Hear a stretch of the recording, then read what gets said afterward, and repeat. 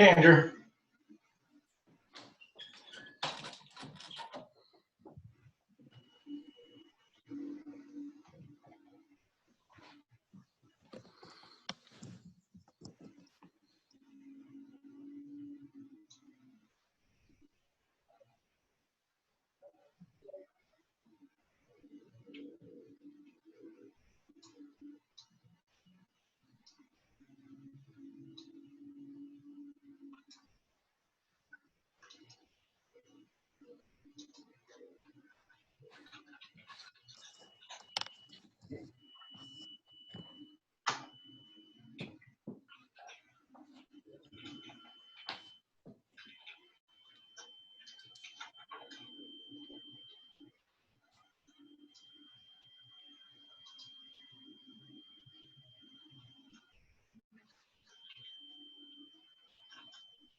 Sorry, finishing up some work here. All right.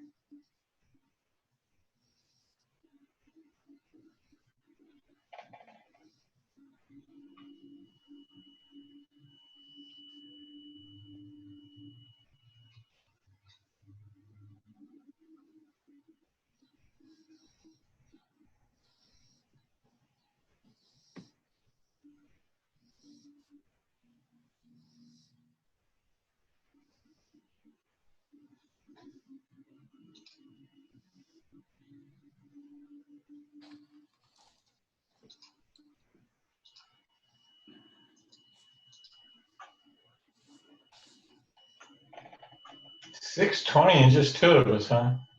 Yeah.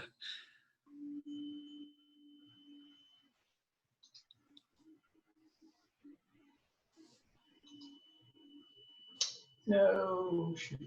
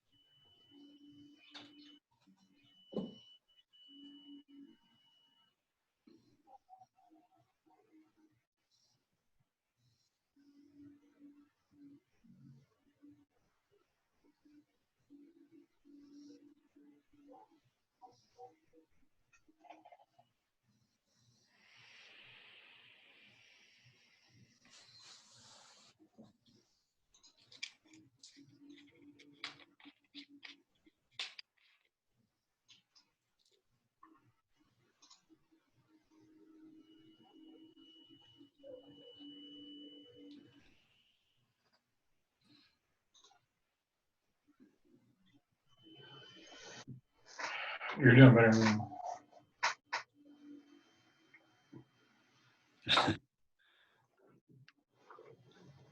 I have water here for the meeting. Yeah, me too.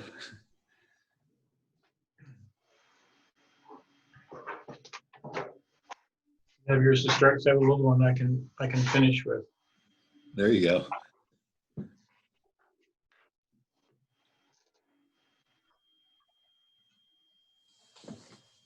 Okay, I thought. Shoot. Did I?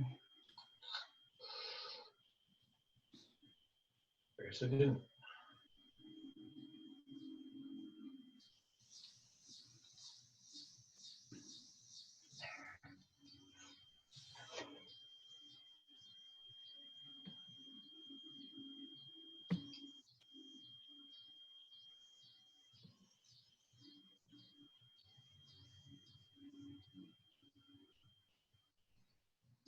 Come on.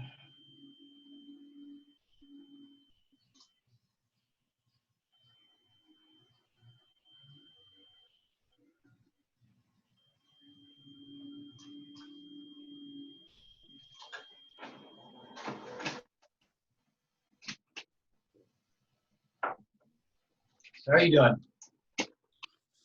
I'm okay. How are you doing? I'm good. Busy day, but good day. Good.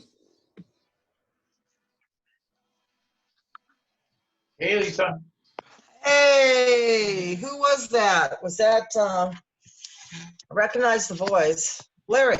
Yes. Oh, there That's you me. go. And I see Andrew there too.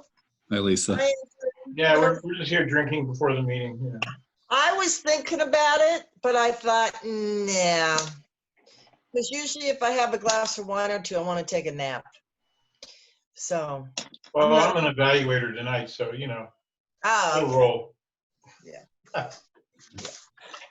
And I know, Andrew, you're the grammarian, right? Yes. There you go. And you don't let anything get past you.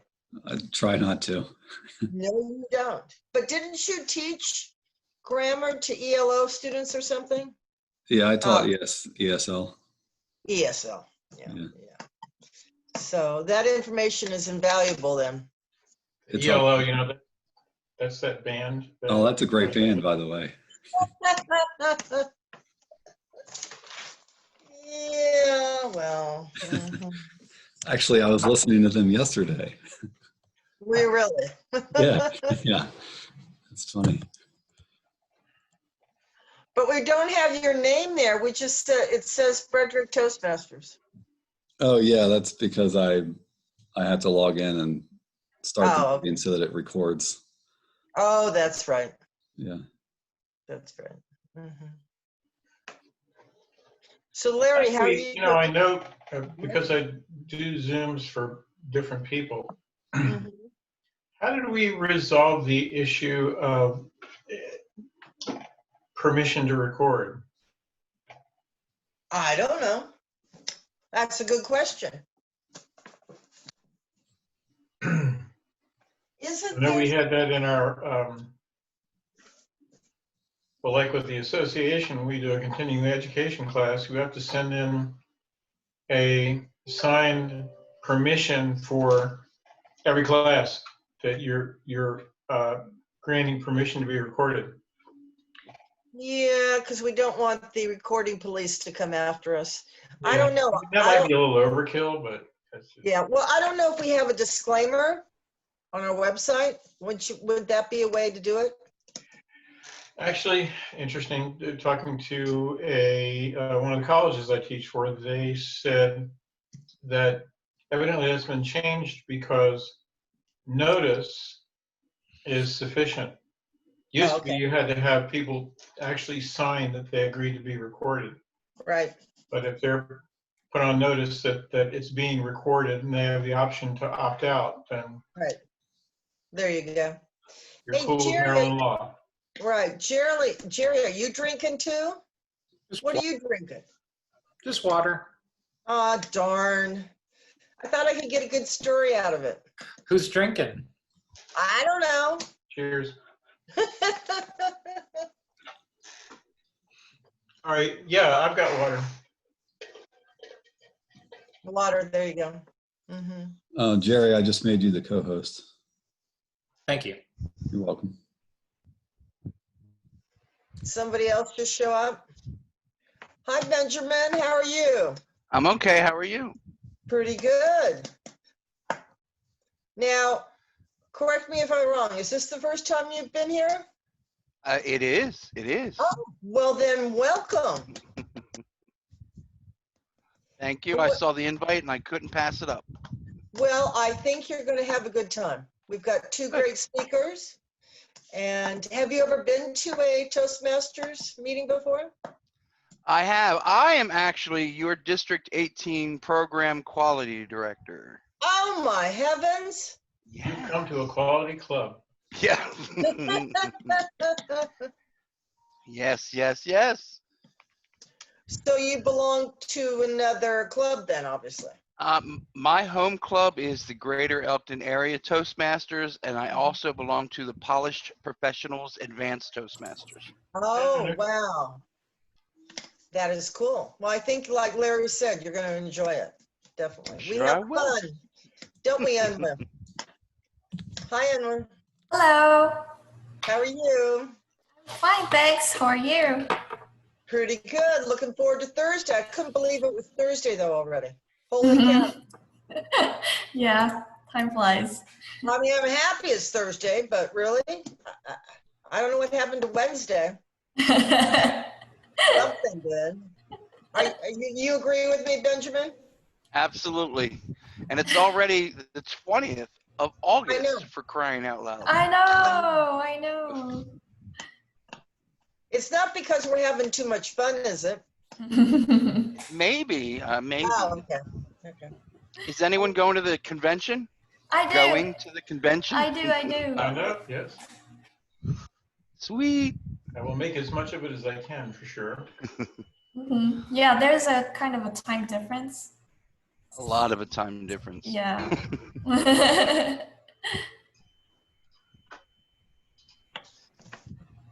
Hi, Leanne. Hi, Leanne. Hey, Leanne. I'll start saying hi before my audio gets on. Oh, you can wait. I'm That's like, okay. I'm getting there. I'm getting there.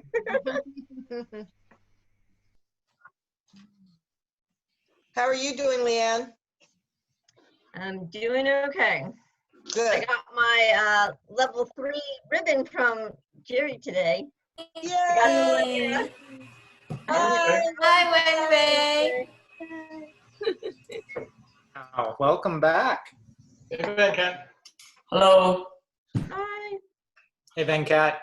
Hey, Jay. Oh, where's Venkat? I missed him. Oh, This hi, being, Venkat. Hey, that's my COVID beard.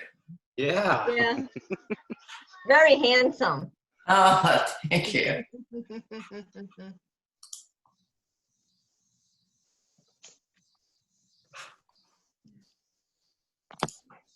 Hey, Ruth. Hi, Ruth. Hi, Ruth. Hello, how you doing? Your hair looks different. I like it. I do too. Wow. And you're outside. Cool. Yeah. Hey, Adam. Thank you. Hi, Adam. Guys. It's good to see you. You too. Yes, I am.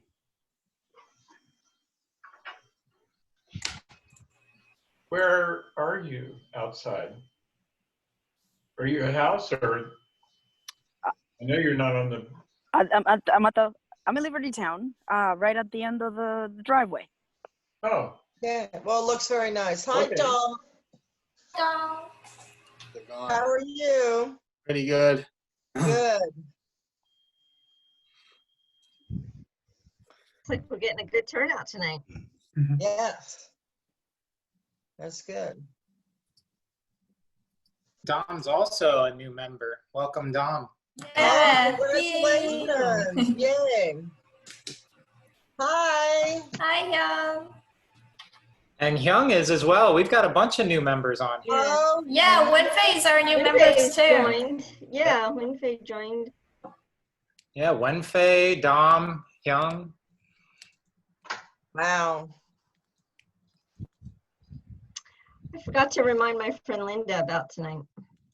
Don't know if she'll join. Wow, Ruth, your hair's so different. Oh, I love it. Yes. Yes. look at that. Yeah, I love it too. And she's smiling. You've got such a great smile there, Ruth. Oh my goodness. You almost look like shrimp. I'm trying. Real. Not at the beach. I know.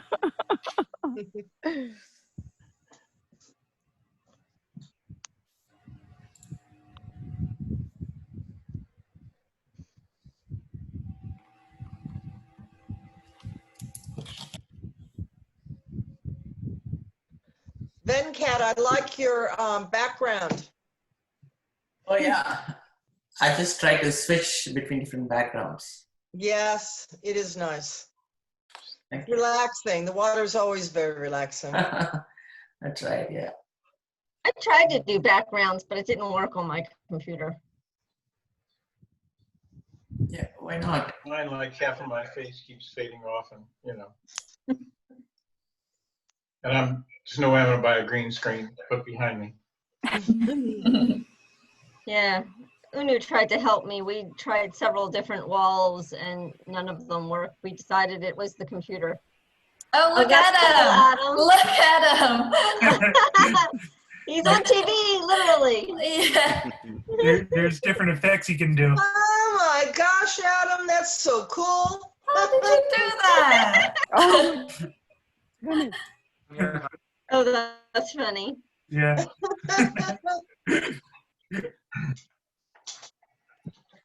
I don't think I have any of that either. Oh, wow. How did you do that? It's the latest update of Zoom. Wow. Yeah. Wow, who else do we have? Hey, Oh, Christine. hi, About it. Christine. Hi, Christine. Christine, How is everyone? Great. Great. Okay. And I think we have, Jerry, correct me, we have 3 new members on board now? We do? Yeah. Dom, Isn't that exciting? Faye. Mm-hmm.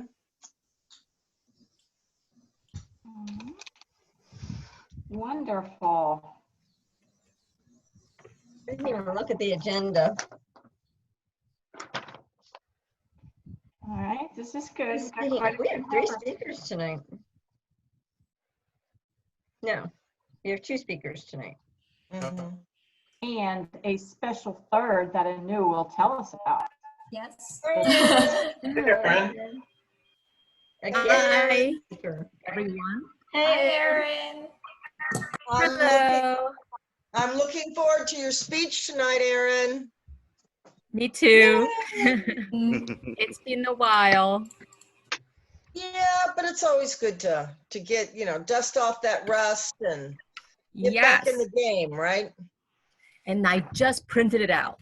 Yay. that's one thing about doing the Zoom is you can cheat. That's secret, Erin. That's secret, Leanne. Leanne, you're not supposed to say that out loud. That's a secret. A secret everybody knows. You know, sometimes it just feels good that it's there, even during the real in-person ones. Like even if I don't use it, it just feels better to know that it's there. Mm-hmm. Mm-hmm. Yes. You know, before coming on, I have one suggestion for, are we still doing any of those like after meeting training or something? Yeah, in the future. Can I I recommend? dropped that off when we went virtual, just because it's not really that practical to do it. Okay. And Because I was going to have a suggestion. What's your suggestion? How to survive virtual small talks. Ah, I like that. Like that. But we need a panel. I don't know who's going to sit in on that panel. No, it's From Captivate. definitely difficult. Yeah, it is from Captivate. Yeah. One trick that I've always used in networking events is listen for a while, and then you have plenty of information to start out, to ask questions. Because, of course, people love to talk about themselves. So if you ask questions, you have no problem getting people to speak up. Yeah, but it's hard because only one person can talk at a time, and you can't have side conversations. Yeah, that's true. You know, I was thinking about suggesting to Zoom, like there's a button where if you want to talk, you press it, it will automatically put in the order that people press. And then you can see, oh, the next person is this. So this way there won't be all this, bumping into each other. Right. I think the only thing you might run into there is if you get like a bunch of people in the queue, that could take up a lot of time. Well, that's how There should be a modulator then. Hi, Tom. Hi, Tom. Tom. Hi, everybody. Is your wife going to join us? Yes, she She's a is. speaker. So She's she should supposed to be. She's getting ready. Ah. Putting on her makeup, doing her Oh, hair. yeah. taking And a you've bubble already, bath. And you've already done that, right? Of course, can't you tell? Yeah. It is shinier than usual. Just polished it. Yeah, she's out on the deck in her office in nature, and getting ready for her speech that she's been working on to regale you and entertain you this evening, and hopefully actually inform you. Excellent. Regale and inform. Yes, Can't ask for much more. she's multi-talented. Yes, she is. That she is. And So I'm she's having my loving her- evening coffee. So Beth is loving her area director role, isn't she? For the most part, Beth loves all things Toastmasters, and especially the area director role, because she gets to not only enjoy our club, but many clubs. Yes. Great role for her. I know she'll do a fabulous job. Oh, yeah. I see the gavel. Yep. I Good heard evening, that too. fellow Toastmasters and honored guests. I'd like to now call this meeting to order. My name is Andrew, the Sergeant at Arms. Welcome to tonight's meeting of the Frederick Toastmasters Club. To start things off for us, please welcome our presiding officer, Larry. Okay, so something we were actually supposed to do last meeting, but Larry totally forgot, is in our live meetings, we've always had the guests introduce themselves. And so we thought, because we're Zooming and we haven't had a chance really to mingle before the meeting, is that we would each go through and introduce ourselves. So what I'm going to ask you to do is one at a time, and maybe our tech master, Jerry, can cite people or an order that you want to call them on. Just introduce yourself, who you are, if you're a member, how long you've been with the club, if you're a guest, what brought you to Toastmasters. We'd love to hear. So who wants to, oh, I see you on, Lisa, go for it. Me? Yeah. Okay. I'm Lisa Ripien. I've been at Toastmasters long enough to be the past president. So that's my role now, and I'm very comfortable with that. I'm retired, but I still want to learn, and this has been a great venue for learning and listening and enjoying other people. Who's next? Jerry? It's Jerry Stevens. I have been in Toastmasters, I think, around a little over 2 years. Let's go to Andrew. All right, my name is Andrew. I've been with this club a little less than a year. However, in spite of that, I started as the Sergeant at Arms back in July. And I can say also that I've really enjoyed being in this club and part of this group. Let's go to Tom. You're on mute. Hello, everybody. My name is Tom. I've been a member of this club for just over 2 years, and I joined because I found that spending more time with my wife was a really good thing, and I enjoyed that, but I stayed because I love everybody here in the group. Benjamin, please introduce yourself. Hello, my name is Benjamin Christ, and I am the District 18 Program Quality Director. I've been a Toastmaster since 2014, and my home club is the Greater Elkton Area Toastmasters. And when I received the invite to join this meeting this evening, I couldn't pass it up. Anu. Hi, my name is Anu Kang, and I've been in this club for 2 years, but in Toastmaster for 5 years. Thanks. Leanne. Hi, I'm Leanne. I've been with this club for almost 4 years. This is the only club I've been with, so it's great. It's so much fun. Wenfei. Hello everyone, my name is Wenfei, and I've been Toastmasters for only 2 months. But now I'm a newly member of Frederick Toastmasters, and I'm excited and looking forward to learning from all of you. Thank you. Adam. Hey guys, my name's Adam Hayes, and I've been part of Toastmasters for about 6 months now, and really enjoying it. Dom. My name is Dominic. I just joined Toastmasters. I've been putting it off for probably 2 years, and I'm glad I finally became a member, I think yesterday or the day before.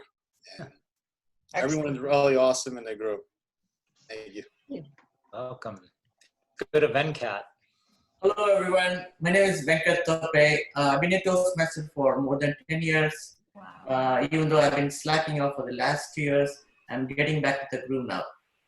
Yes. Yay. Chris, let's highlight you. I'm Christine Lynn Paris. I've been a member of the club for 4 years, maybe 4 plus. I've served in officer roles, and I still, every meeting, get something out of it and love this group. You're up, Aaron. Hi, my name is Erin Bozes, and I have been in this club for about almost a year and a half. And I'm currently the secretary for the leadership committee. And it's a great family here. Mm-hmm. Okay, let's go to Tom. We already did Tom. Me again. Did I get you already, Tom? You already did me. Oh, I'll be happy to say that I love being here.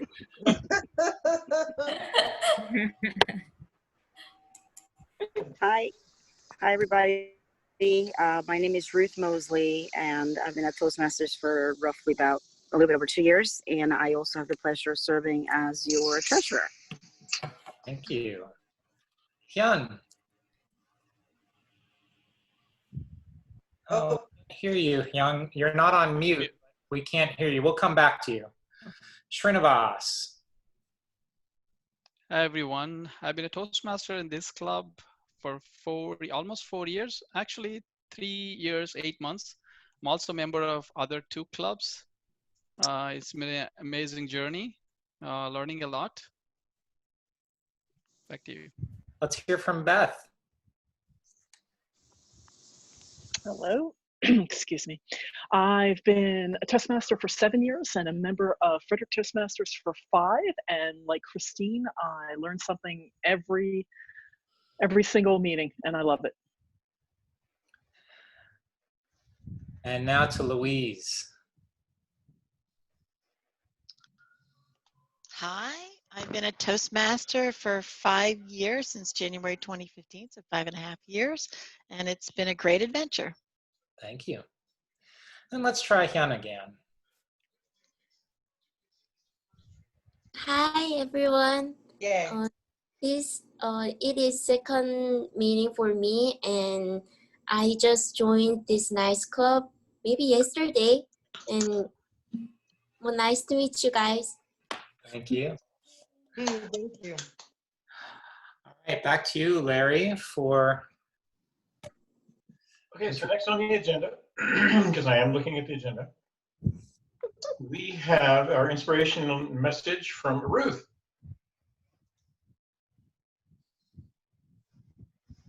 Ruth. I think we might have lost Ruth. It did say she had a weak bandwidth. Ruth dropped off. Oh, bummer. Okay, so with that, then I will introduce the Toastmaster of the evening, Christina Paris.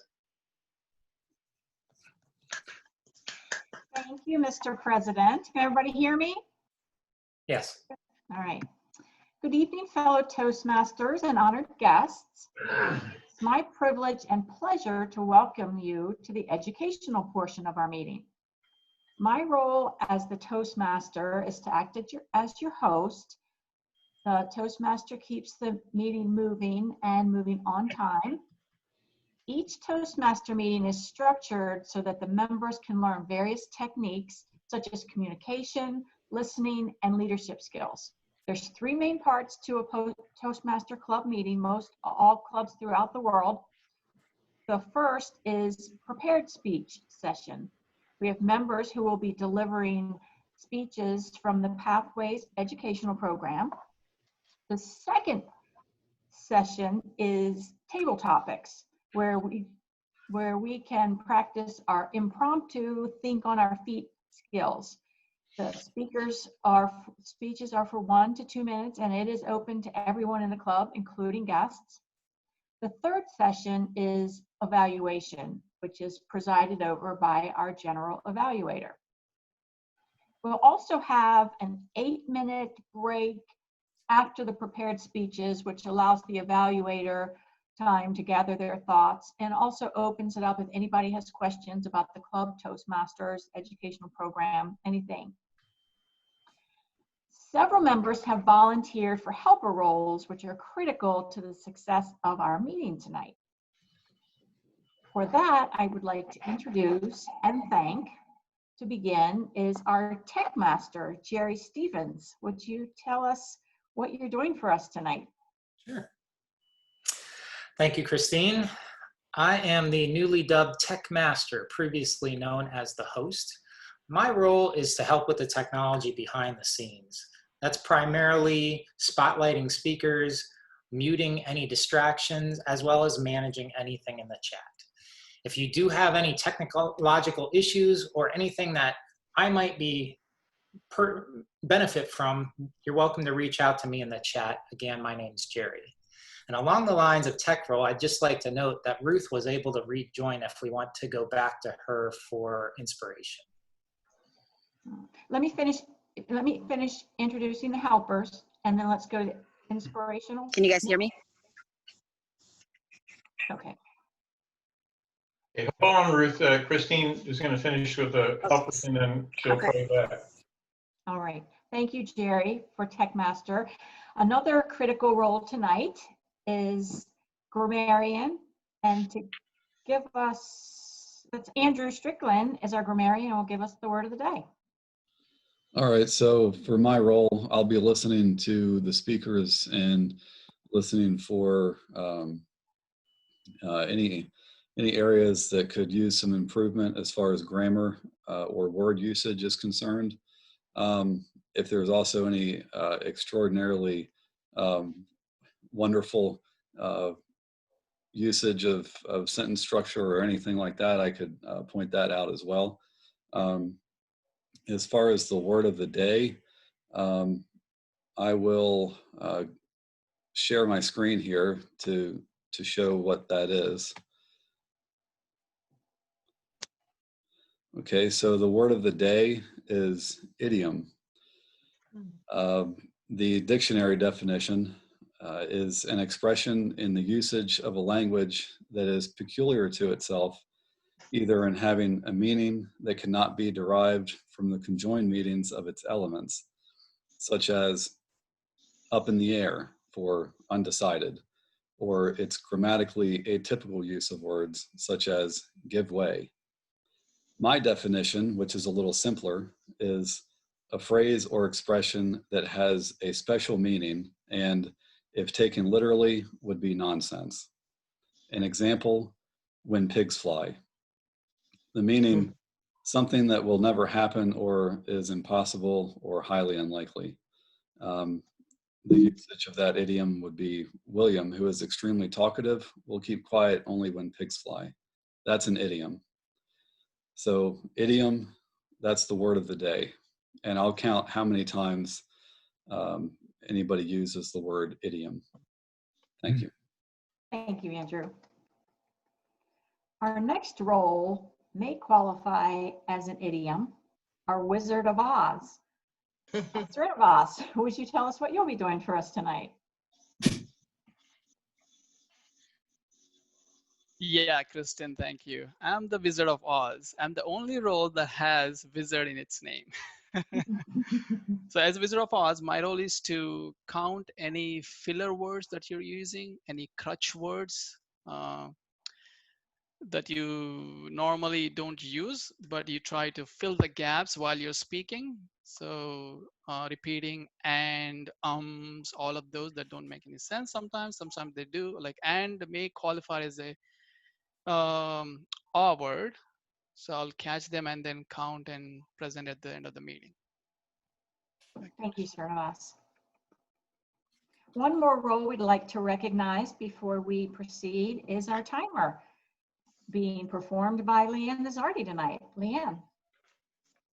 Yes, I am your timer. I'll be timing the prepared speeches, which are 5 to 7 minutes. The table topics are 1 to 2 minutes, and evaluations are 2 to 3 minutes. So I have these nice colorful folders here.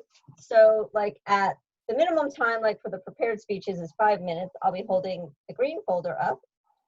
When the middle time is 6 minutes, I'll be holding the yellow folder.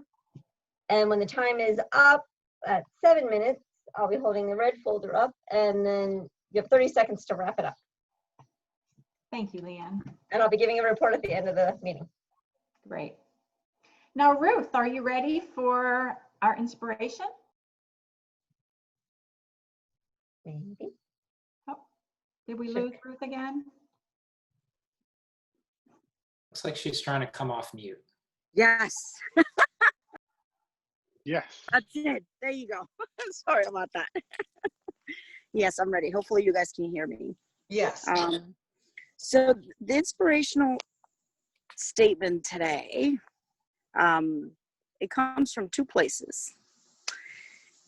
First, it was inspired by our president, who, Larry, who actually talked about the 5-second rule a couple months ago. That was the first time I ever heard about it.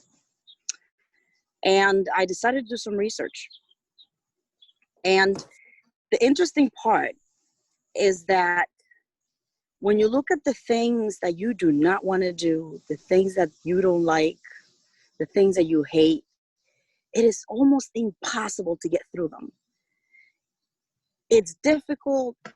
And one of the reasons is because your brain is trying to convince you to not do them. It's trying to put a whole bunch of excuses in front of you. It's actually coming up. It's a complete factory of excuses, lining them all up in front of you so that you don't do those for what they are. Sometimes they are work, making whatever it is. And the point is that when you have to do something that you don't want to do, that you don't like to do, you have to do it, make a move, make a decision in under 5 seconds. Because if you do it any time after that, you're never going to get to it. And a lot of the videos out there, I started actually reading a book about it.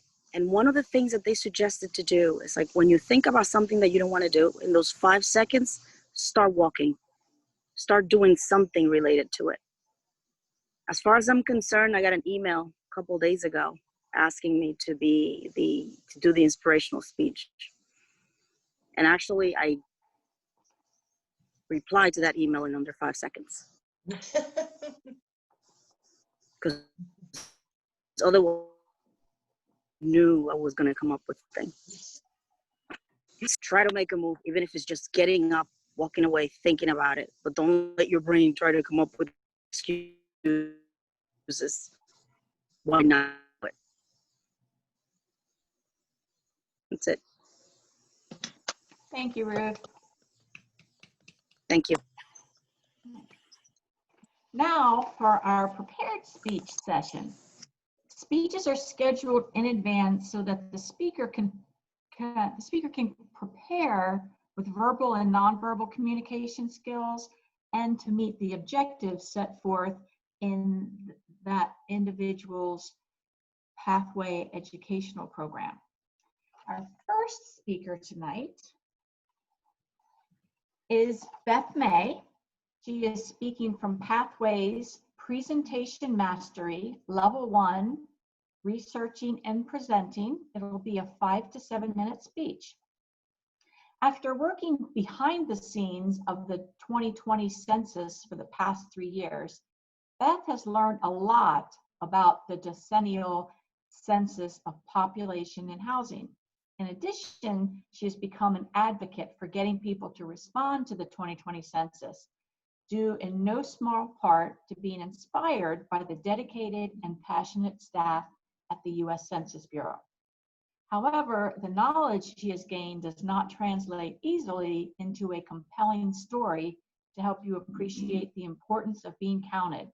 So she did some research and is ready to share with you why your participation in the census is so important. Her speech is entitled A 10-Minute Investment with a 10-Year Return. Please welcome Beth May.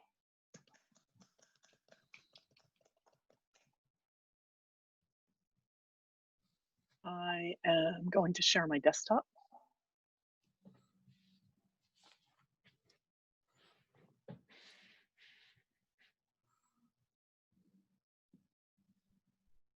And before Leanne starts the timing device, could you please confirm that you can see the PowerPoint slide? Yes. Okay. And I will make sure I have Leanne in my sights. All right. Very good. Okay. Good evening, everyone. If you've looked at social media, read the newspaper online or in print, watched TV, listened to the radio, over the past several months, you have undoubtedly seen at least one, if not many, advertisements for the 2020 census. The 2020 census is one of more than 100 surveys that the Census Bureau does for this country, but it is the only survey that is required by the Constitution. The Constitution was ratified in 1788, and it included from the get-go a requirement for the decennial census. It's in Article 1, Section 2, and that section is really about setting up the House of Representatives to make sure that we have a democracy where we have representatives who represent the people. And in order to do that, you need to know how many people per representative. So most of Section 2 of Article 1 is about the decennial census. It establishes the timeline. It required the very first decennial census to be conducted within 3 years of the first meeting of Congress, which ended up being in 1789. The first census was in 1790.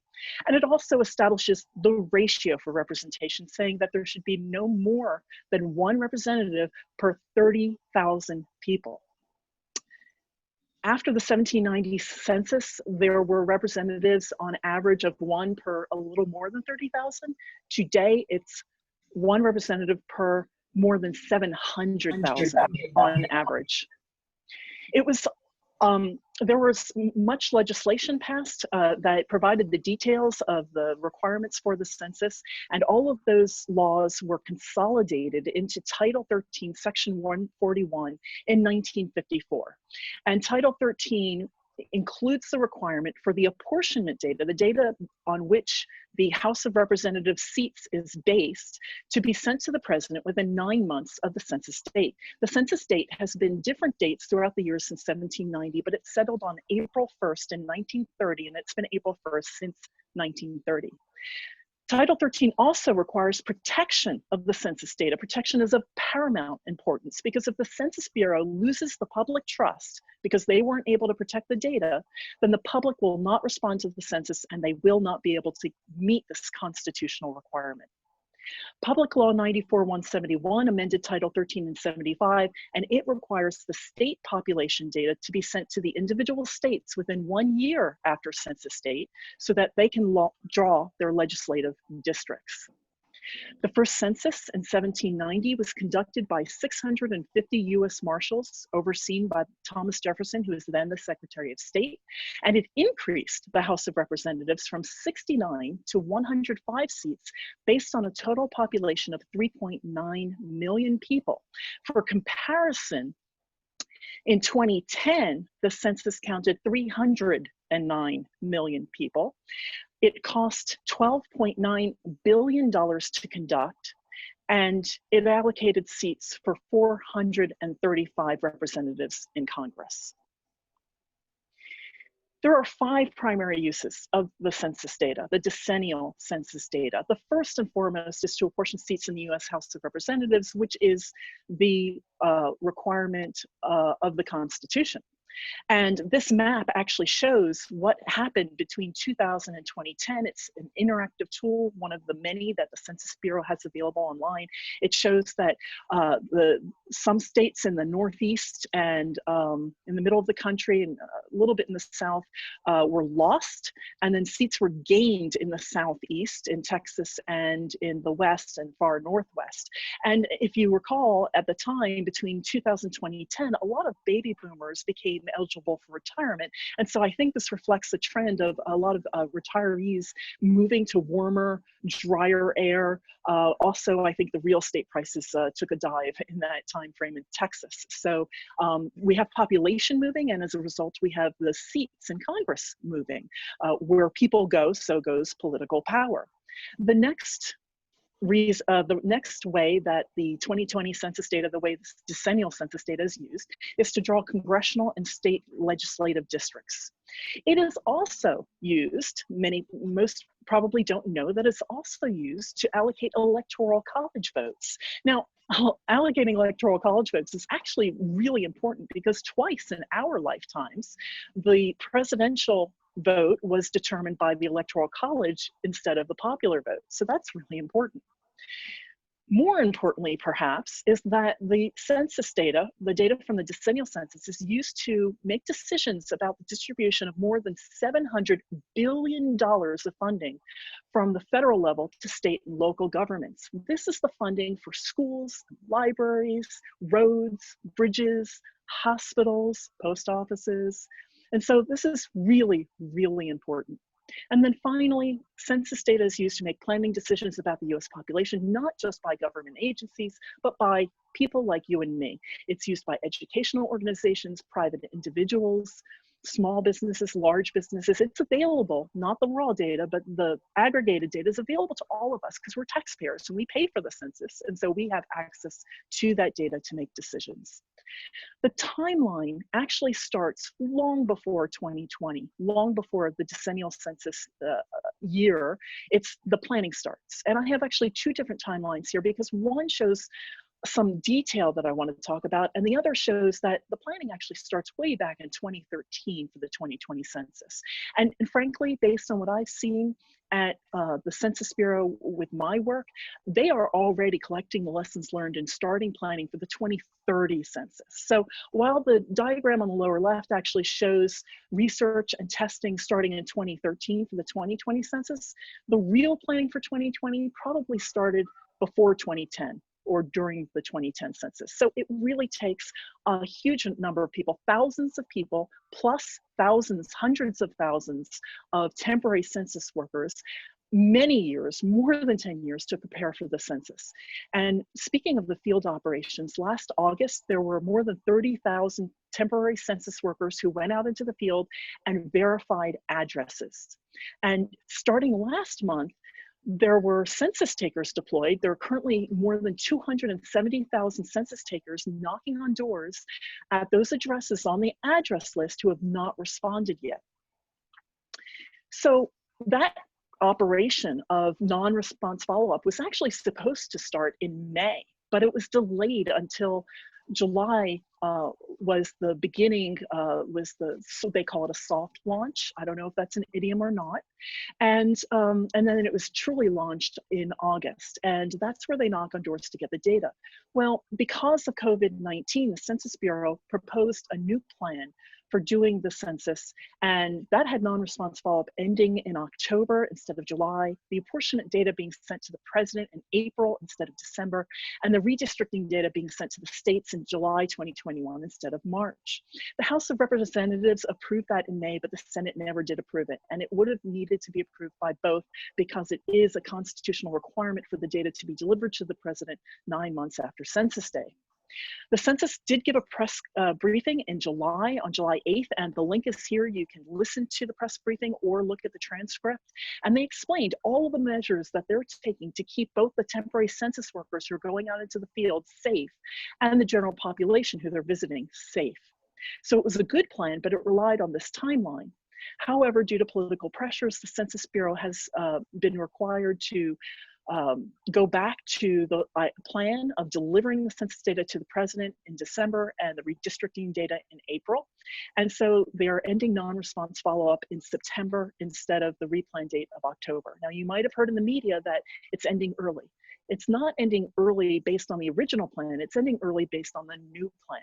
And so they have actually really ratcheted up their efforts to make sure they can finish the NRFU, non-response follow-up, more quickly than they originally planned, but they're also having to have a real time crunch for processing the data after it's been collected in order to get it to the president by the end of December.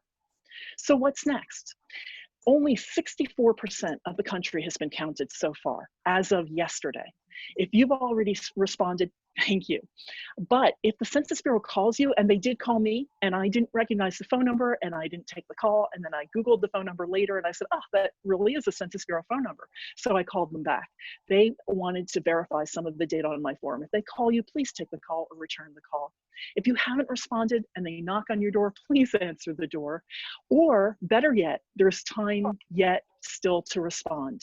The census survey is very short, it's very easy, it takes 10 minutes or less, and it's going to impact the next 10 years of services that you receive in your community. So please respond to the 2020 census online or by calling this phone number tonight when we finish our meeting, if you haven't already.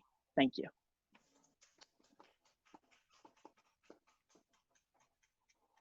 Thank you, Beth. A lot of good information.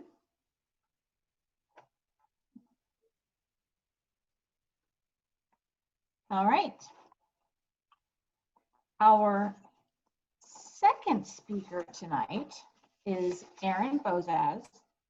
She is speaking from Pathways Dynamic Leadership. It's a level 3 elective, Connect with Storytelling. It's a 5 to 7 minute speech.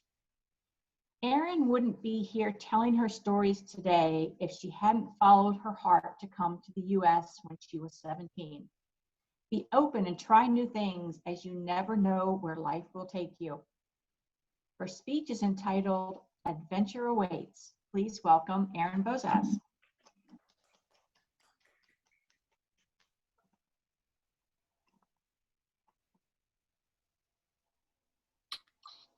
It was the year 2012 when me and my family moved here from New York State.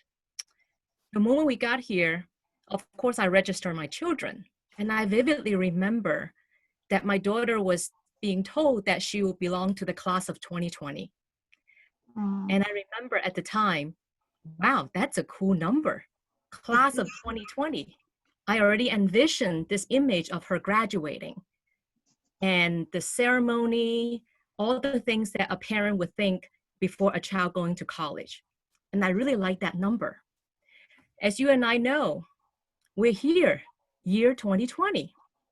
No graduation, no ceremony, no parties, no vacation, no nothing.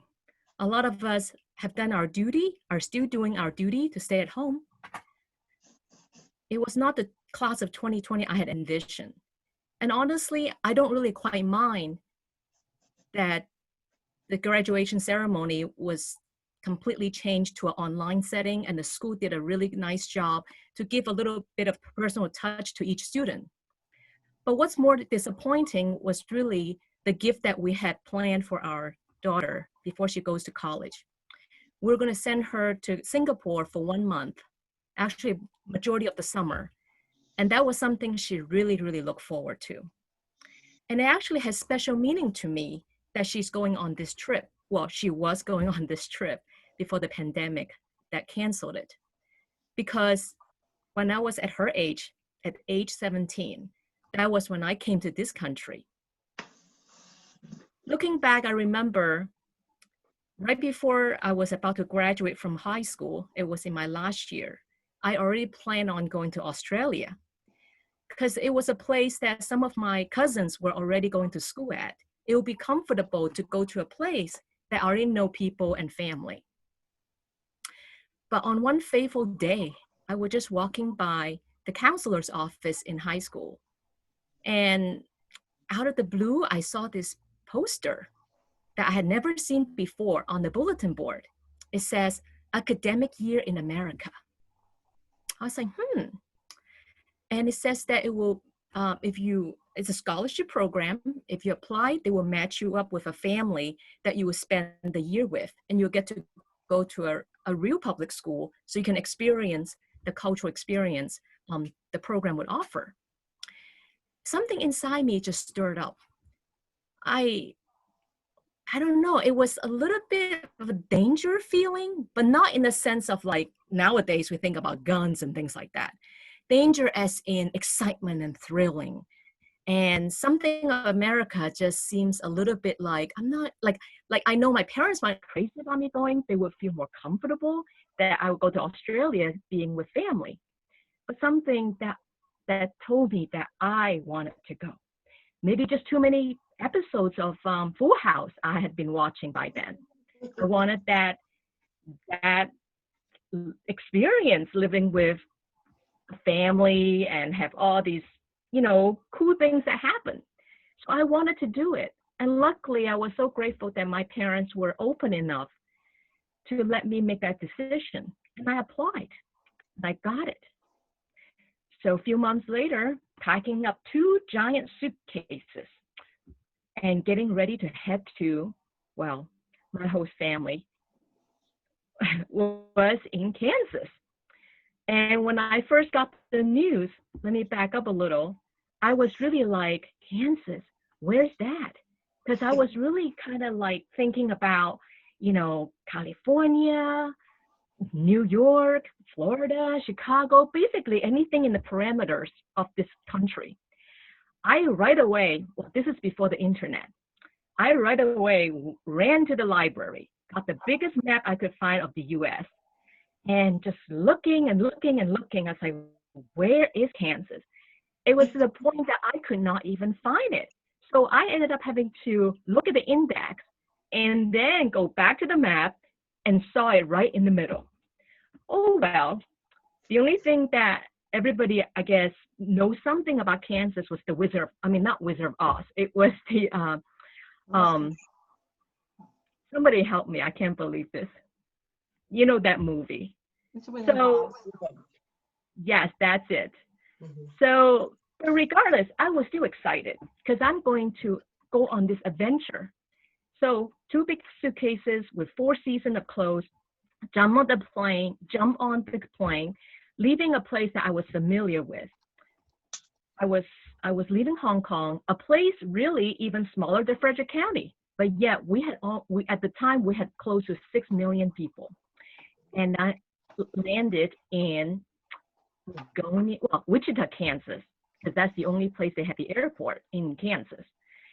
And that's after I spent some time in California for a few days, went to UCLA and went to Disneyland. So everything was kind of matching what I thought the experience would be. And then next thing you know, the plane just got smaller and smaller. There was no direct flight going from California to Kansas. So I have to fly to Memphis, Tennessee, and then get on this tiny plane, and then went over to Kansas and saw all these patches of fields underneath. And I was like, is there anybody living here? So with all this curiosity, luckily it was all new. So I wasn't even thinking, I didn't know what to think. But I was so glad, with some of this uncertainty, I was greeted with this big warm welcome. And my host family was there waiting for me with this big giant sign. And they just couldn't wait to get me back to the house. They asked me so many questions. And we got to this little town called Agonia, Kansas, which is very close to the border of Oklahoma. And it's a town, it's about only, I think it was only like 450 acres. And the population, over 300 people. Guess what? My graduation class consisted of 24 students. It was quite an adventure for me. I know a lot of people there could not wait to get out and move to a bigger city. But you know what? It wasn't California. It wasn't New York City.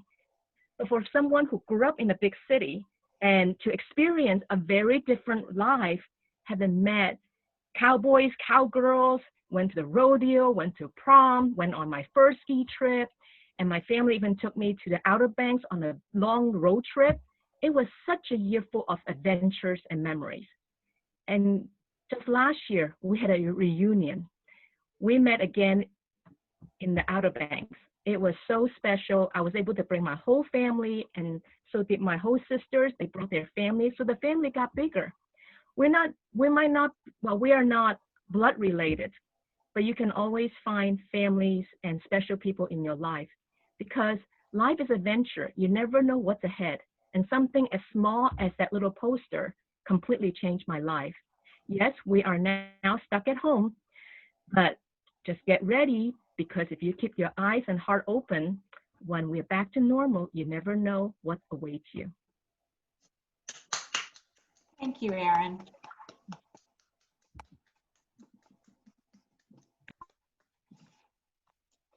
Our third and final speaker, since we're running behind schedule, we're still going to listen to our third speaker, which is a recording, and we will cut out the break instead.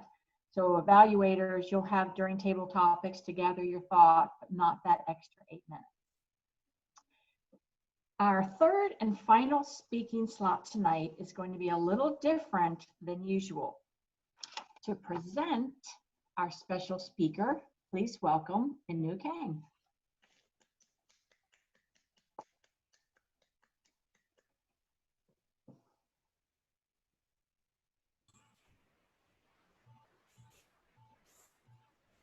Oops.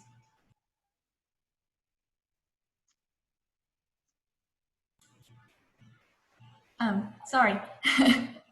Hello, everyone. At this time, as we are in the virtual setting, we have the opportunity to see wonderful speeches outside of club.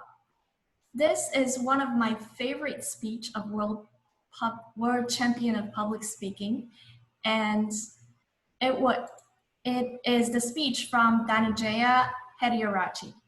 He's a 30 years old motivational speaker and a human resource developer specialist from Sri Lanka. And after participating 8 years in the annual international speech contest, he finally won the World Champion of Public Speaking in 2014. So let's go back to 2014 and watch his powerful speech. Let me share my screen.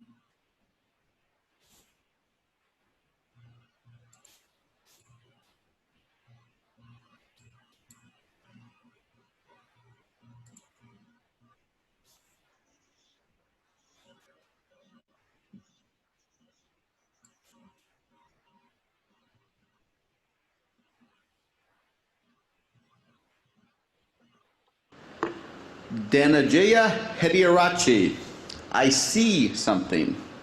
I see something. Dhananjaya Hediarachi.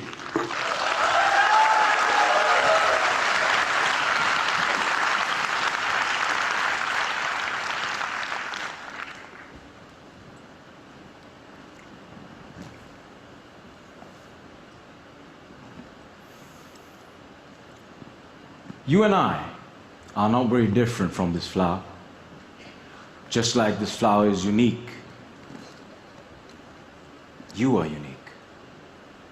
All of us has something special that makes us as beautiful. Do you know what makes you special?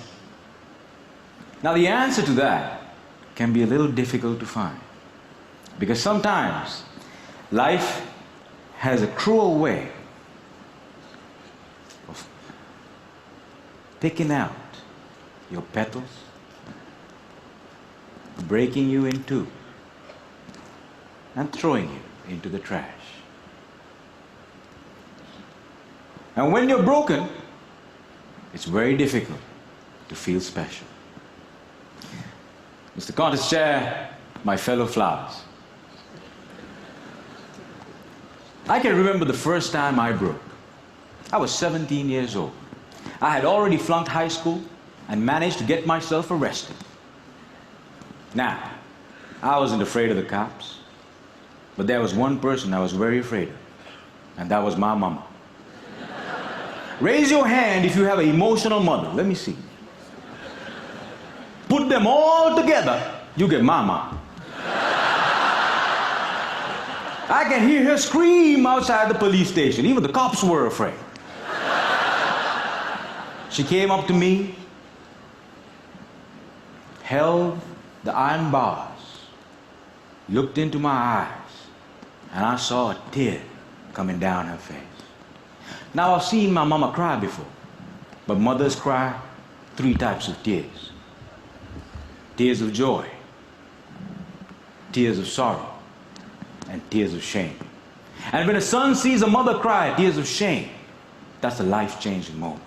She looked at me and said, son, I want you to be a better man. That night, when I drove home, my dad was waiting for me at home. Now, my dad is a cool dad. Raise your hand if you have a cool dad. Put them all together, you get my dad.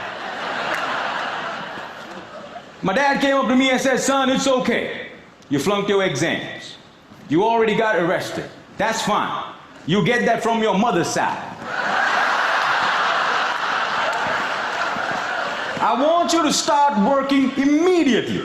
And I said, okay. So my dad took me to meet one of his friends called Sam. Now, Sam was an accountant who had an accounting firm and had generously decided to make me his personal assistant. And there he was. He looked like a teddy bear. But this man was special. I looked at him and he looked at me. And then he said the most amazing thing. He said, son, I see something in you, but I don't know what it is. If you decide to work with me, I can help you find that something. And I was like, whoa, that's the first time in my whole life somebody has ever told they see something in me. And I started working for Sam. And every day after work, he used to tell me stories about the world, about history, about culture, about philosophy. And it was much more interesting than what I learned in school. And I discovered I can dream. And I started dreaming, ladies and gentlemen. After 1 year, I went back into high school, completed my exams, and went into college. After successfully completing college, I found a great girl, but not a job. I didn't know what I wanted to do with my life. Have you ever had that problem? And when you're lost, it's difficult to feel special. So I went back to my cool dad. And I said, Dad, I feel lost. He said, you are like your mother. So my dad introduced me to this strange club that had a strange name, with strange people talking. On the first meeting, they told me to do something called a table topic. I aced it. But while I was speaking, I see a strange man seated in the back row. Humble, simple. The unfailing quality of kindness in his eyes. As soon as I finished, he walked up to me, looked me dead straight in the eye, and said, son, I see something in you. But I don't know what it is. If you come here twice a month, maybe we can find that something. And ladies and gentlemen, I discovered I could speak, and I love speaking. And that led me to become a teacher. I know what it's like to not have enough money in your bank account. I know what it's like to worry when the bills start coming in. And sometimes, in the middle of the night, I wake up my beautiful wife and I ask her, honey, why did you marry me? She says, I saw something in you. but I still don't know what it is.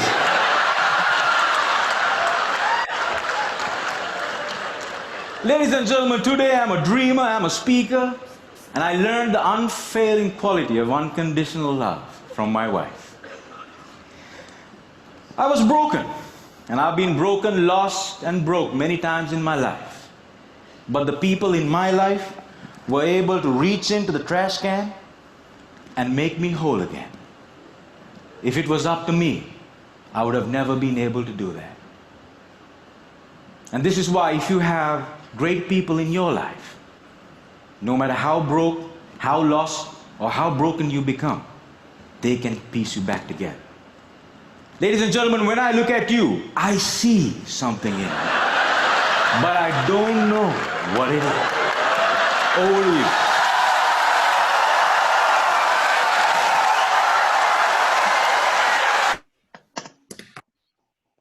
Back to you, Toastmaster. Thank you, Anu. Appreciate that.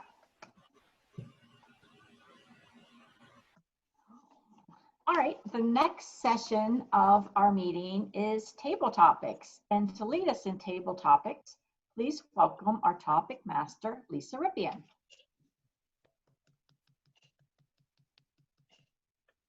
Thank you very much.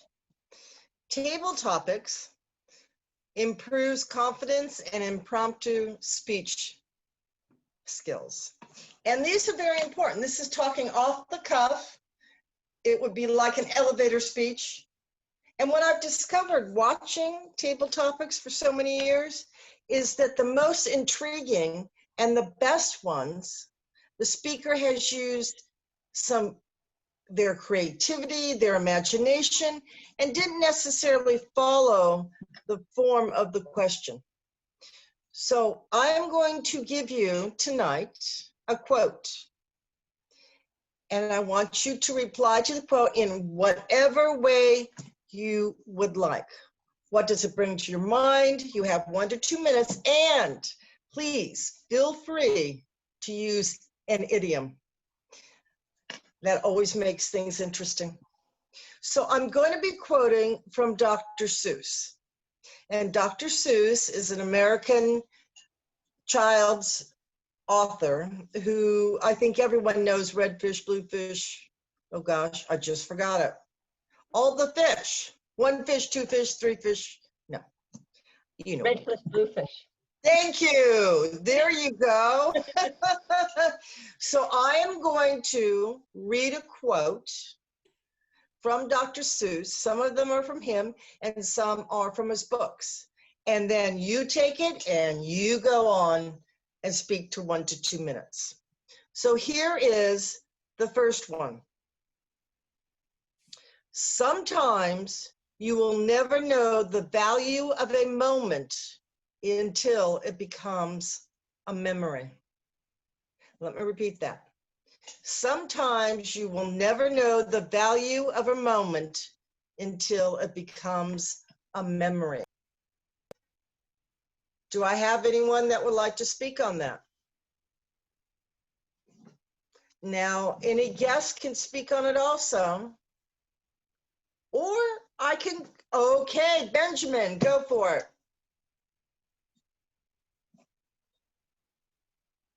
We can't hear you, Benjamin. Yeah, How can't about hear now? you. Yeah. How about now? Good. Okay. That quote reminds me of my sister, who unfortunately passed away about 10 years ago. Now, I loved my sister, but she wasn't the brightest crayon in the crayon box. We had all planned to take my mother to Hawaii, and this was the first that she had heard about it. And she was completely and utterly against it. When we said we were going to Hawaii, we're taking Mom to Hawaii as a Christmas present, she said, "Oh, I'm not going to Hawaii. They hate Americans." We were like, "What?" She said, "Don't you know anything about Pearl Harbor?" Well, of course, we had to correct her and let her know what actually took place at Pearl Harbor. Now, my sister also was not a history buff, but she loved watching the History Channel to see what was going to happen next. So I loved my sister. She was a wonderful person, very loving, but she wasn't the brightest. She wasn't the brightest star in the sky. Back to you, Table Topics Master. Thank you, Benjamin. Thank you. Here is the next one. How did it get so late so soon? It's night before it's afternoon. December is here before it's June. My goodness, how the time has flown. How did it get so late so soon?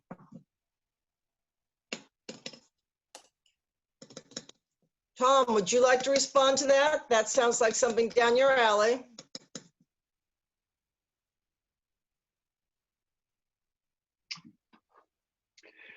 So if you look at that on its surface, you could take it as something somewhat sad, maybe even a little depressing, because they're talking about things being so late, and that can often be considered maybe things are progressing toward the end. Well, I don't think of it that way. Recently, we just had a life-changing event. Our boys, both Adam and Joshua, have left the house. So we're now empty nesters. Now, some people would say, how did that happen? It's nighttime already. Well, it's actually springtime because we now have a chance to sort of reinvent ourselves. They're off having a wonderful adventure, reinventing themselves, both exploring life as a new adult and still continuing their education. And now we get to explore our lives as sort of a new adult as well. Not necessarily continuing our education, but learning what life is like. And I'm looking forward to December, whether it comes in the spring or in the fall or in the winter. Thank you, Tom.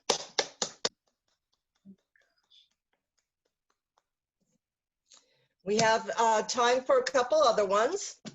Here is another one. Sometimes the questions are complicated and the answers are simple. Sometimes the questions are complicated and the answers are simple.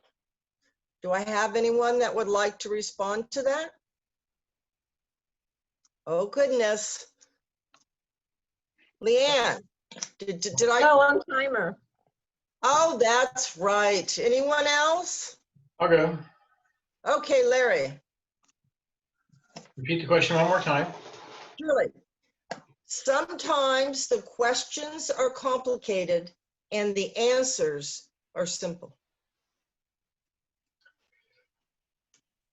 That quote reminds me of my teaching time. And I will tell you, in real estate, I teach a lot of law, and it seems very cut and dry, but it's not.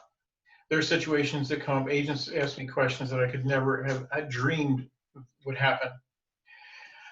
But very often, I will get a long question and a whole, a infusion of emotion in that question. And the answer is actually very simple, because most of the things are pretty cut and dry. And I find that in life in general, because people talk to me about a lot of things, not just real estate. And in my working with groups on ropes course, and we do debriefing. Sometimes our debriefing, someone will come with a 3-minute question that really I can answer with 1 or 2 words. I don't ever do that just because I don't want to insult them and make them think that they're really overthinking. Although most of the time, we human beings, I cite myself as a prime example, do overthink things. So I really believe that overall in life, in every aspect, we come up with so much more explanation, and I am accused of overthinking by a couple of people that I'm working with. And really the answer is that simple. I'm just going through a situation with a transaction right now, and I told my broker that today. I said, you have a way, I know a lot, and I've got a lot of experience. We have a way of just kind of paring things down to the least common denominator. And I think, so that's a life lesson. Keep the question less complicated, and because the answer probably is pretty simple. Thank you, Larry. Okay, it's 7:39 and I still have a little bit more time. Please, if you are a guest, you can raise your hand also. Here's the next quote. Where did I put it? Oh, from there to here and here to there, funny things are everywhere. From there to here and here to there, funny things are everywhere. Does anybody have any? Okay, I'm gonna have to call on somebody. Dominic, Dom, would you like to respond, Dom?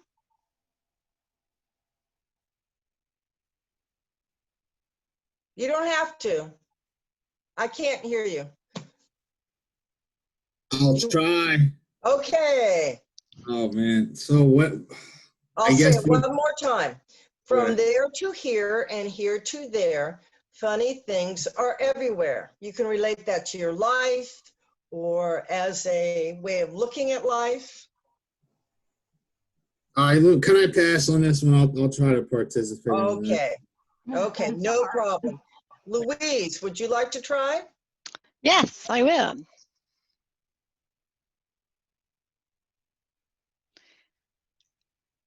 Yesterday, I was with my grandson, who's 5.5 years old, and he loves to play make-believe.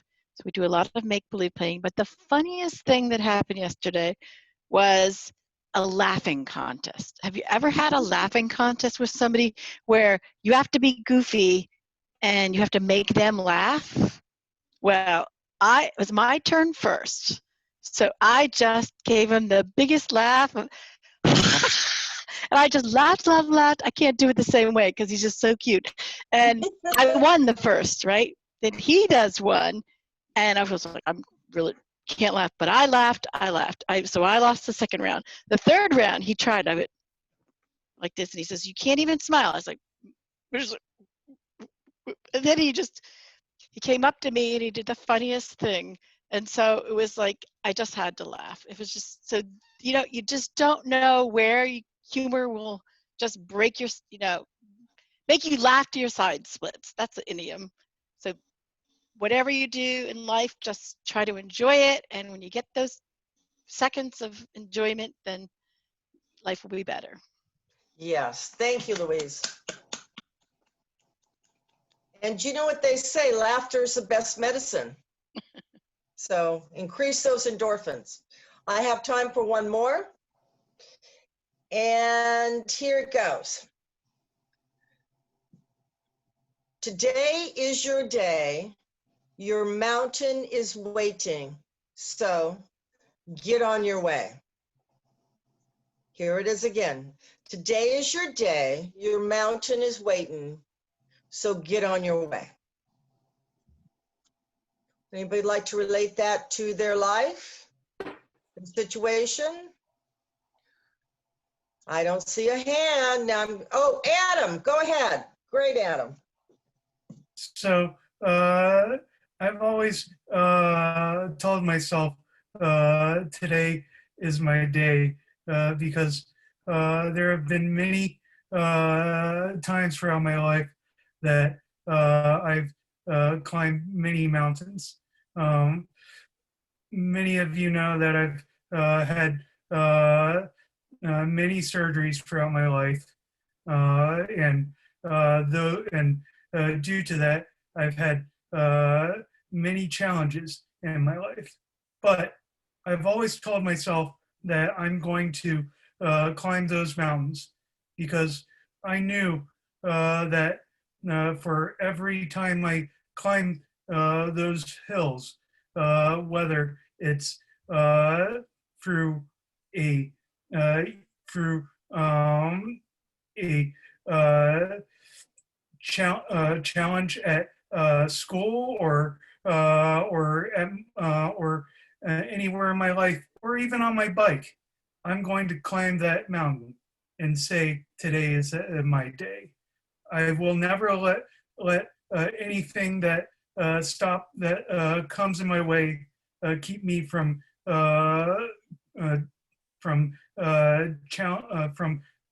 getting to where I want to. And I'll always climb those mountains and make anything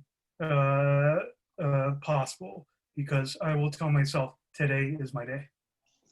Great, Adam. Thank you. Very inspirational. Thank you for sharing, Adam. And now I'm going to turn it back over, I believe, to the general evaluator, which is Venkat. Me. Good evening, everyone. Everyone says that this evaluation section is the most important one in the Toastmaster meeting. I'm going to put that in a different way. Evaluation is kind of underlooked in the Toastmaster world. Precisely evaluation section. We all talk about Toastmaster helps us to improve public speaking skills, leadership skills, evaluation skills. But there is one more skill we don't make a specific mention of, which is being able to take feedback constructively.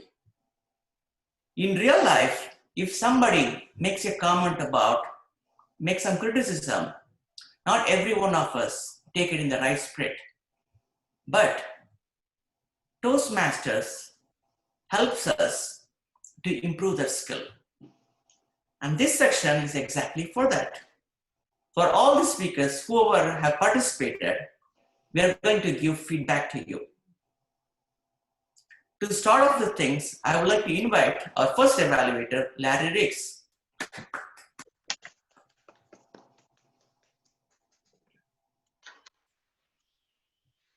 Okay, go away. I have unmuted myself. Okay, so I'll be evaluating Beth. And Beth, one thing that really came across in your speech, and is pretty much the norm for you, is you're very passionate about what you were talking about. Clearly, you have a lot of interest in this field. And I will say that the amount of research that you did, because that was part of your project, was to research, was incredible. You got a huge amount of information. Now, I will say, in a sense, you're very much like me. When you get excited about something, we gather this much information and try to put it into this much space. 5 to 7 minutes is a very small space to put a lot of information in, especially a lot of technical information. One concern I had was when you're using a PowerPoint, first off, busy slides are tough. And your first 2 slides, you just went through very quickly. I didn't have a chance to even focus on them. And here's the thing. Your presentation was excellent. You were clearly your communication was great. Your vocal variety, clearly the research was done. You had it together. It would have made a great class. Tough for a 5 to 7 minute speech. So if we could have spread it out, I couldn't think of a better presentation that you could have done. Unfortunately, again, you tried to put something you were very excited about into a small space, which was very tough. Believe me, I know from personal experience. One of your slides, I think it was slide number 7, the operational timetable, that was a huge amount of information on one slide. So things I would, going down your list once again, your clarity, you're always clear. You're an excellent speaker when it comes to how you present things. Your vocal variety is excellent. You're just an animated individual, and that's a wonderful trait to have as a speaker. Gestures, I think you limited yourself because you had so much detailed information that you were more focused on the information than the gestures. And gestures, of course, are always tough on Zoom. Audience awareness. Again, I think if you had been presenting to people in your field, that would have been great. You really lost me. And this is a topic that I think that should be interesting to everyone, but it was tough to follow just because, again, there was so much information and it was interesting and the presentation was very good. Your comfort level with the information was great. Your comfort level with the presentation, as it always is, was great. You are really an excellent speaker. Interest, holding the audience's interest, again, that's tough when you're presenting a tremendous amount of technical data to people that aren't in the field. So that was a little bit of a struggle. Again, you certainly were well researched. How could I suggest that you maybe improve if you were going to do this speech again? Instead of trying to give people more involvement with information, try to get people more involved with emotion. Because again, this can be a very emotional topic, and it certainly should be, but you can be a very warm person. You are very good at drawing people into your speech. Just try to cut down the technical data and draw people in emotionally. Otherwise, great job.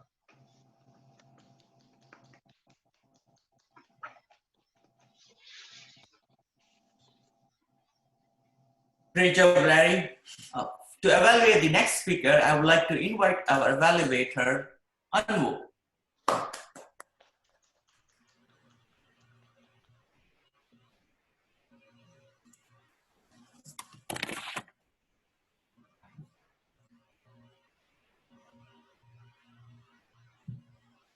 Tonight's Aaron speech was about connect with storytelling. A story is a powerful technique to deliver a message, especially because if the audience can reflect themselves and be connected with the speaker, the message is really get well delivered. In that sense, Erin did a really great job. First, she had a really good introduction to grab the audience attention. Who are not in 2020 and who are not in quarantine? Everybody can be connected. And I could feel the disappointment of not having a graduation for her daughter.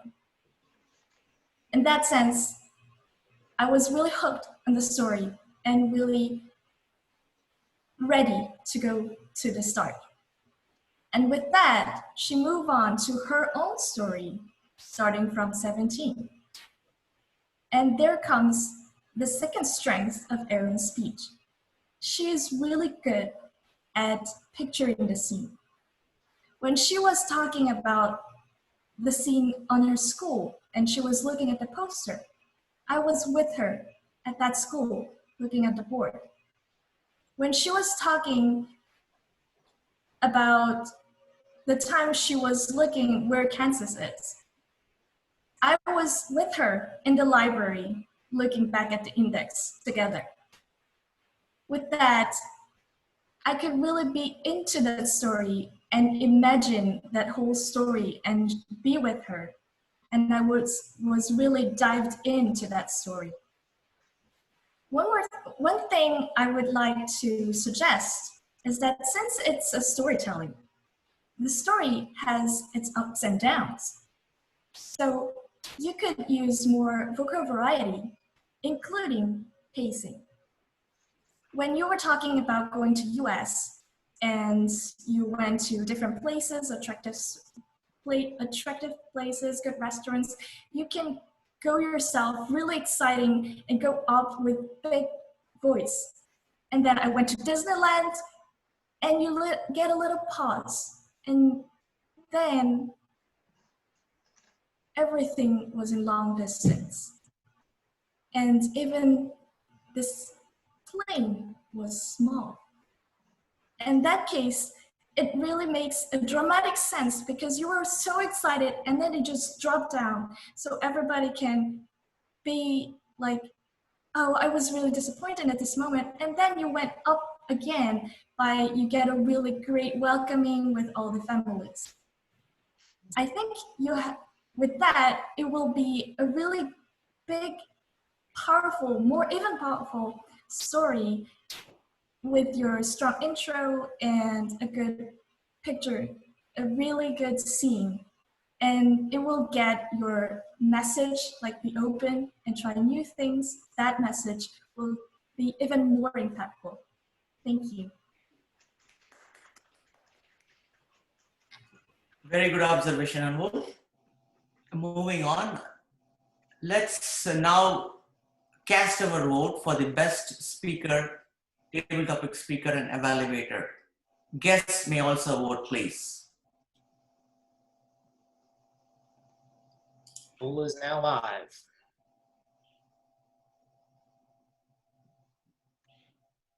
I'll just give you a few moments to cast your vote.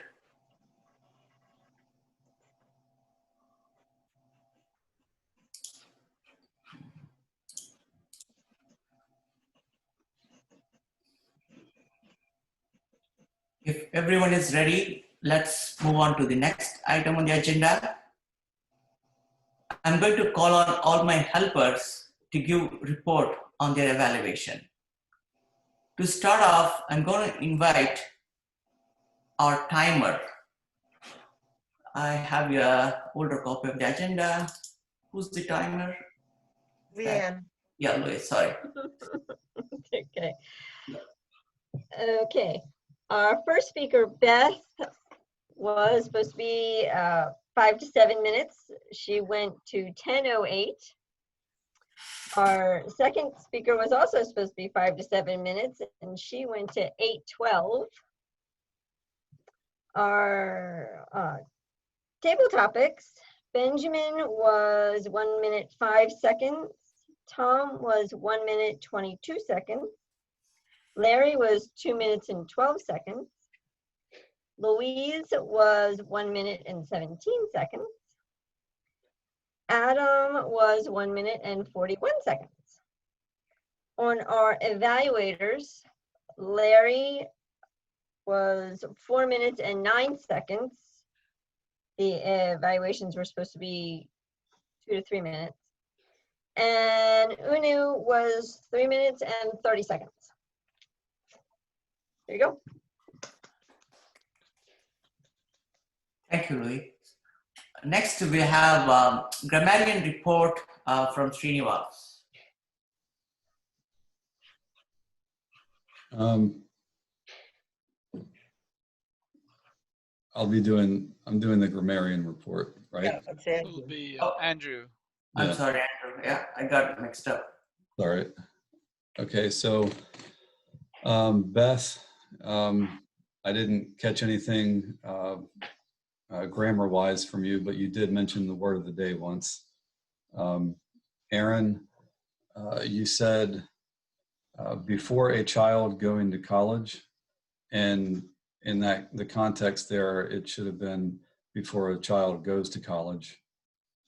And then you also said, when I was at her age, we would normally just leave off the preposition there and we would just say, when I was her age. That'd be a more natural way of saying that.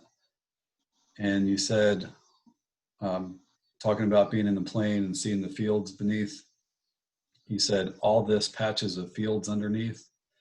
Because patches is plural, you would want to use these and say all these patches of fields underneath. Anu, when you were introducing the third guest speaker, you said he's a 30 years old public speaker.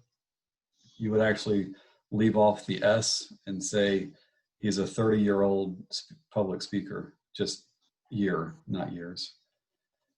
And let's see, Larry, you did pretty good.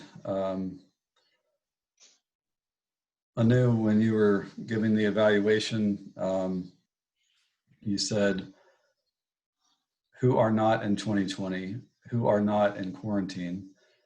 You would want to use is in both of those and say, who is not in 2020, who is not in quarantine. And you said, I was really dived in that story. Just as a matter of word choice, it would be better to use the word immersed. I was really immersed in that story. And you said you got a great welcoming from the family. A more natural way of saying that would probably be to use the word welcome as a noun and say you got a great welcome from the family. And as I mentioned, Beth used the word of the day once, Lisa used it once, and Louise used it once. And that's it. All right, thank you, Andrew. That was a very thorough evaluation. So the next item on the agenda is actually me. I will be giving my gender evaluation on the meeting. So let me draw my note here. Sorry. Oh, I missed Srinivas. Sorry. Sorry, yeah. Srinivas, please go ahead with your wizard of us. Yeah.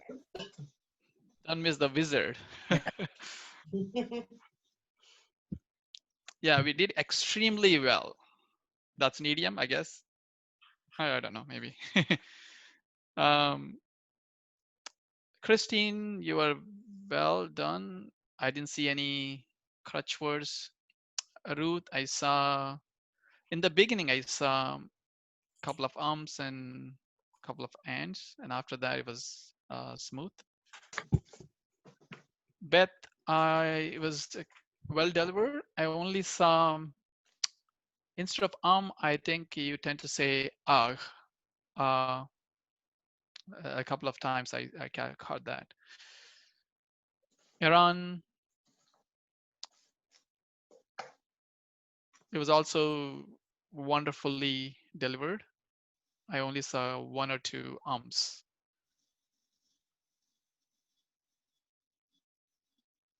Uno, in the third recording speech, I saw I as well.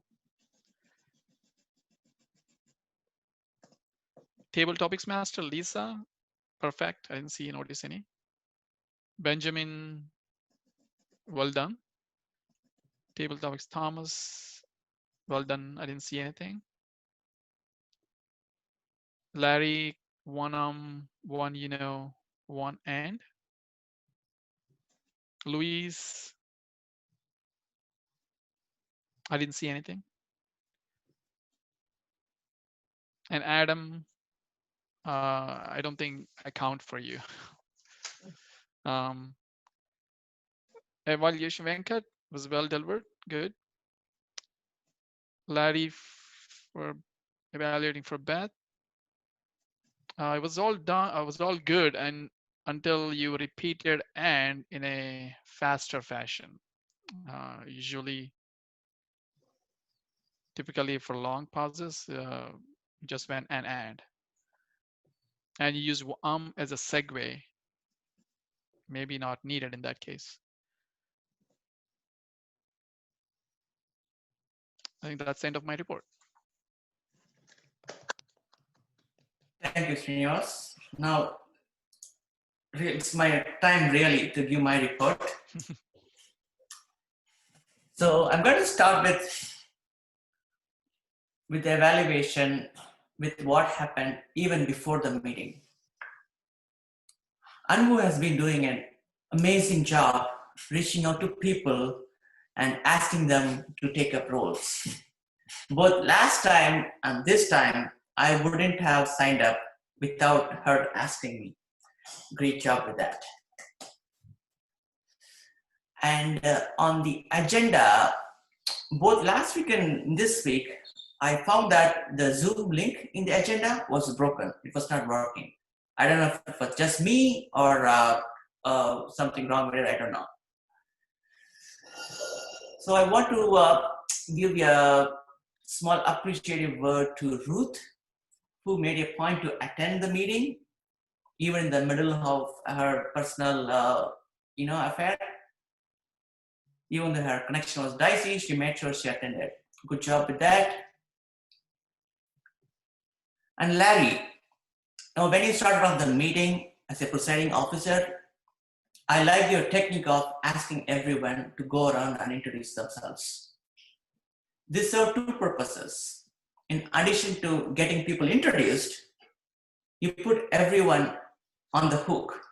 So everyone was expecting, is it my turn next? Is it my turn next? So you got everyone on the feet. It was a good technique. Christine, you did a great job. And I've seen that lately our speakers are giving the introduction beforehand, and that helps the Toastmaster to read out the introduction before the speech. It kind of sets the stage and setting the expectation for the speech. I think Beth used that introduction very effectively, and we knew what she was going to speak about. And talking about Beth, her choice of topic was very timely in the times when the census is going around. With respect to the evaluation, I completely agree with Larry's evaluation. The information was overwhelming. Even though there was too much of information, and Beth did an amazing job with the delivery, I found that the information was overwhelming.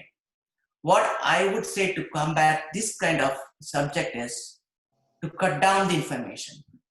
Even though if you're giving a very little information, as long as you make it presentable and consumable, make it easy for the audience, it will be very effective. Erin, I want to say a few about you. You know, as Dhananjaya said, I see something in you. You know, most of the time, I felt like you were not even giving the speech. I felt like you were basically talking to your neighbors, talking to the people around you. You were so close to the speech, it didn't feel like you were giving a prepared speech. It was more like an impromptu speech. You're talking to somebody next to you. And I completely agree with Anu's assessment that the conclusion was kind of quick. The content was too much. You were trying to say a lot of things. You had lot of stories, right? I wanted to say that I would like you to participate more and bring more of your stories. With the way you are telling stories, I could see that you are someone who likes to share stories, tell stories. So keep coming. I'm looking forward for more speeches from you. Christine, I wanted to highlight one moment from today where you showed a great leadership skill. There was a time where we were running short of time, and you made a decisive decision to skip the break and still go with the third speech. That showed a great leadership skill. Most of us would have asked for the audience, what do you guys want to do? You want to continue? No, but you exercised your power of Toastmaster and you made the decision. Great job there. Lisa, I like your technique of coming up with the quotes and asking the audience. And you also try to engage everyone in the process. And a couple of words about with Benjamin and Tom. Sometimes the topic is dry. We tend to circle around the topic. We tend to say, what can we say about the topic? We tend to get very abstract. And Benjamin and Tom, on the other hand, right off the bat, they jump down to personal stories. Benjamin talked about his sister, and Tom talked about his own stories and sons. It was very effective. I love their table topics. And Larry and Lewis, great job with stepping up when nobody was ready.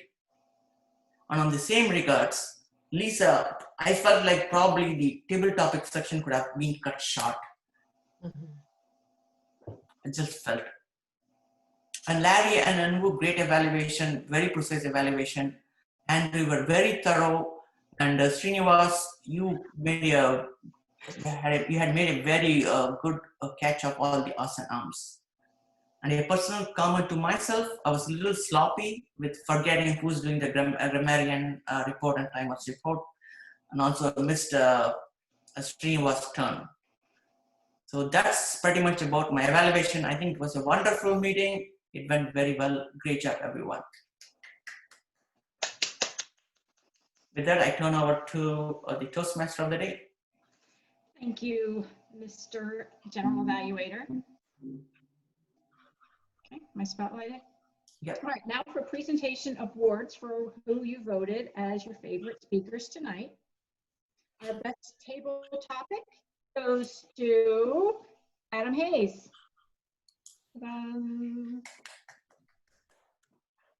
Thank you. Our Awesome. best, congratulations. Well, thank you. Our best evaluator goes to Inu Kang.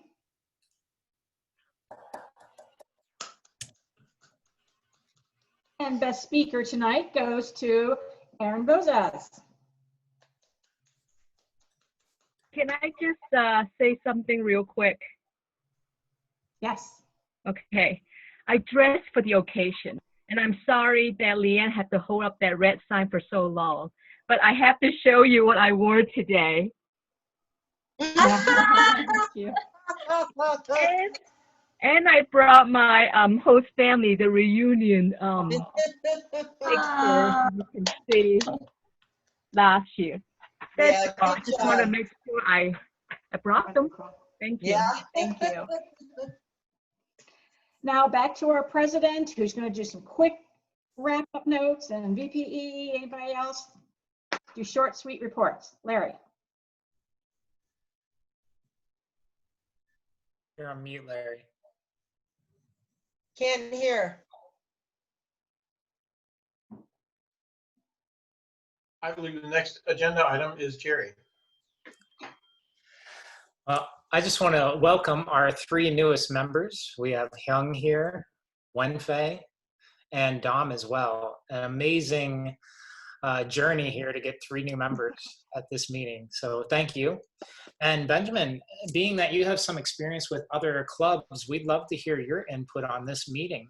You're our only guest tonight. Would you mind sharing your thoughts? Sure, absolutely. You guys are an amazingly strong club. You're very welcoming. You've done a fantastic job getting the agenda together. You currently have 22 members, and you've already submitted 3 goals toward your DCP, so great job. Well done. I'm glad I attended. Nicely done. Thank you. And with our 3 new additions, and we just had 2 reactivations, we're actually up to 27. Yay. I'm going to just celebrate and turn it over to Anu. Here's Anu. I won't really make it short. First, big kudos to Lisa and Larry who finished his and her level 1. And for new members, be ready. Christine will give you an email to assign you a mentor, and be ready for that. That's it for me.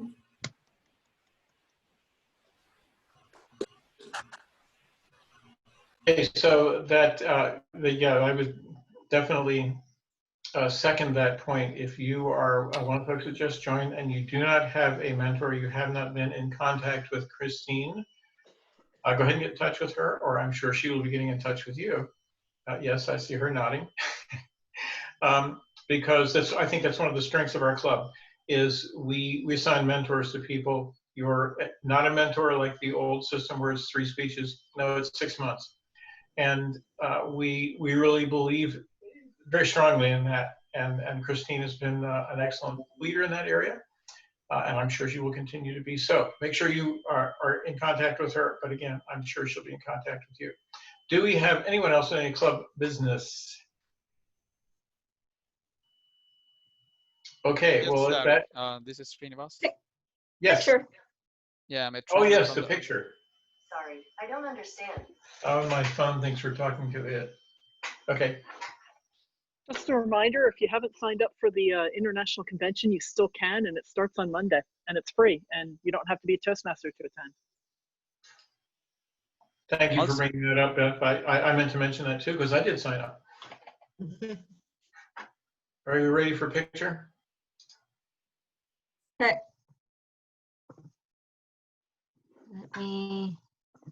Are we ready? Yes. Okay.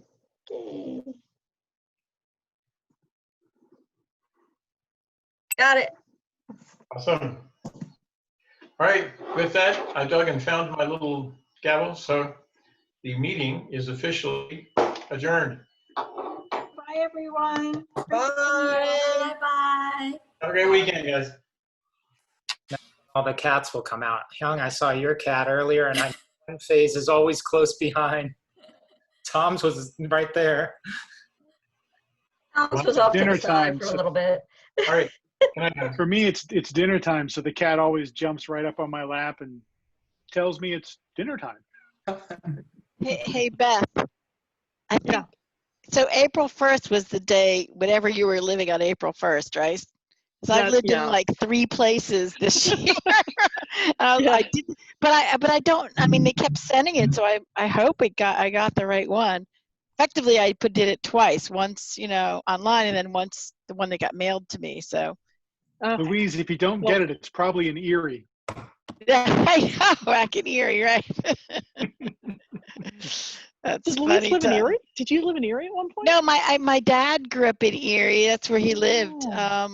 Cool. My relatives back to the 40s are living there. In fact, I got a message the other day from wasn't Ancestry.com, but it's the Mormon one that I went on. I was like, oh yeah, I did sign up for that. That somebody showed up in the link to my name, I guess, and they sent it to my email. So I don't know who that person was that linked somebody in, but I'll have to go back and work on that. So We could be like really, really distant cousins. We could. Do you do any ancestry stuff? Actually, we do. My brother just updated a whole bunch of stuff, so we're gonna. Maybe he did. Maybe he did it. Pages. I'll email you the name of the one if I could find the email and say maybe that would be really funny. That was like it would be way back. Oh, it went to the 1700s. This woman was from the 1700s, so somebody did a lot of work. I didn't go back that far, and that was definitely not in the U.S. That's back when Erie wasn't even very eerie. It was kind of a pleasant place. All right, we got to. Whoever's running this probably wants us to get off. Bye, Wefe. Bye.